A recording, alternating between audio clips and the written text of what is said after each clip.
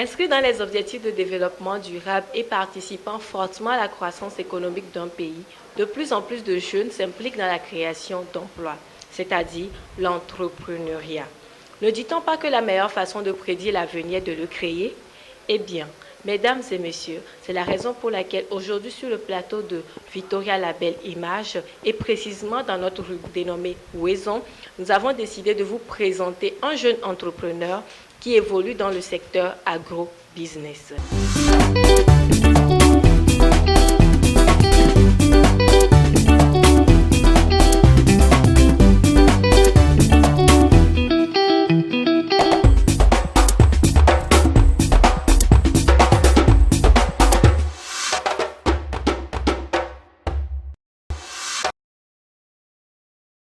Alors, Monsieur Dosset, je vous dis déjà Ouaison. Yo. Alors, comment vous vous appelez? Présentez-vous, parlez-nous un peu de votre parcours scolaire et de qui vous êtes en fait. Merci beaucoup. Je me nomme Agbouli Dosset Metouchela. Je suis issu d'une famille chrétienne et j'ai commencé mon parcours scolaire en Côte d'Ivoire. Donc j'ai fait mon primaire là-bas.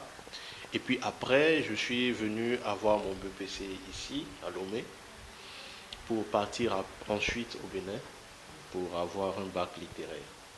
Donc voilà, en quelque sorte. Et avant d'avoir mon bac, j'avais laissé les études un moment et j'étais dans le business. Plus précisément, j'étais dans l'informatique. J'ai fait aussi une formation en élevage à Bingerville, en Côte d'Ivoire. Donc après ça, je suis retourné à l'OPOSA où j'ai fait mon bac. Et après ça, je suis encore resté 3 ans dans le business. Précisément, j'étais à Ouagadougou. Je suis resté là-bas durant pratiquement 2 ans à 3 ans là-bas, où j'étais dans l'informatique, j'étais un peu dans la musique aussi. Donc après ça, je suis rentré et j'ai fait ma licence en management international. Et après ma licence, je suis parti au Bénin où j'ai eu à subir un stage professionnel à la Société des Ciments du Bénin, dénommée SCB. Donc je suis resté là-bas 2 ans et ça a été sanctionné par une attestation. Et puis après, je suis rentré au pays. Donc à voir la situation du pays, c'était pas vraiment ça. Il n'y avait pas de boulot. Et puis bon, j'ai décidé d'entreprendre. Et une fois, je peux dire c'est comme ça en quelque sorte. Après ça maintenant, euh, j'ai voulu ouvrir l'entreprise dénommée Trisco Company. Donc voilà. Comme vous le voyez, le parcours de M. Dosset est rocambolesque. Ou bien un parcours digne de ce nom, je dirais.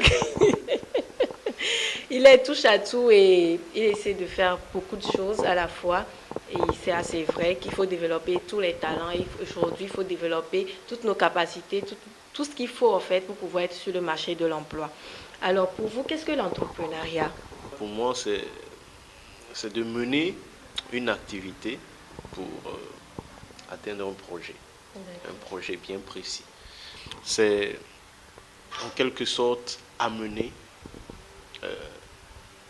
à entreprendre, à créer surtout de l'emploi à la longue. Donc c'est un peu ça, entreprendre.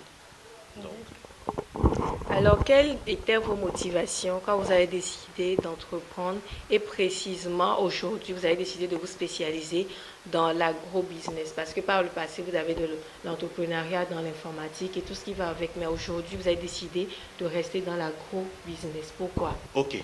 J'ai décidé de rester dans l'agro-business parce que aujourd'hui, que nous ne voulions non, nous allons manger. Donc ça, c'est nécessaire. Donc, je me suis dit que nous avons des boissons locales que nous pouvons mettre à la disposition de la population au lieu de consommer tout le temps Ce qui vient de l'extérieur. Il serait bien aussi de mettre en exergue nos boissons, nos savoir-faire. Donc, je suis aussi un passionné de la cuisine. J'aime bien la cuisine. Et je me suis dit que ça serait bien de mettre ce qu'il y a chez nous à la disposition de la sous-région et même de l'extérieur à la longue.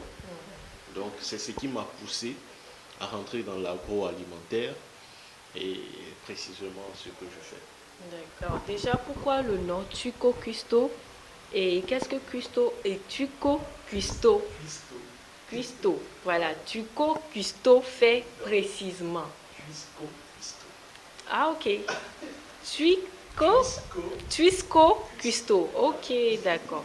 Qu'est-ce que fait Tuisco Cuisto? Comme je l'avais dit, le nom de l'entreprise c'est Tuisco Company. Ok.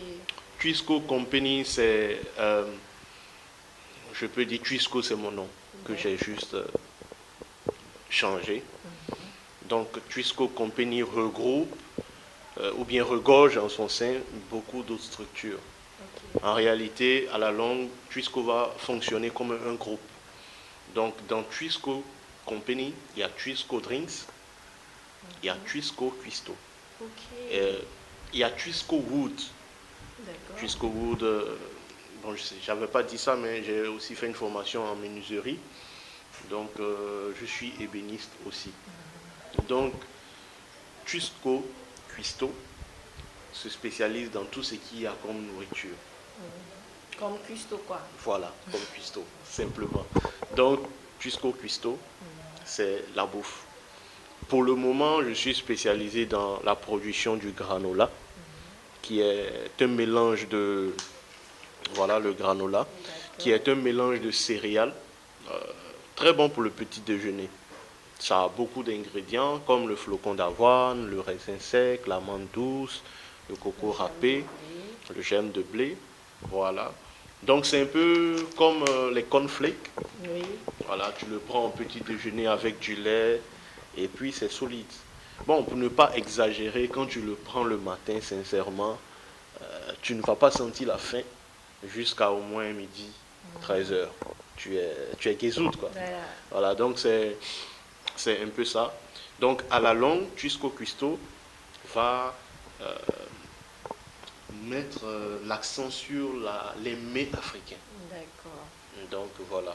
Actuellement, vous êtes spécialisé dans la production des céréales et des boissons également, des boissons locales. D'accord. Et je peux dire déjà à vous, chers téléspectateurs, vous qui nous suivez, qui n'aimez pas les cornflakes européens, là voilà, il y a des cornflakes africains pour vous, quoi. Du granola fait avec nos céréales, très très très délicieux, je vous assure.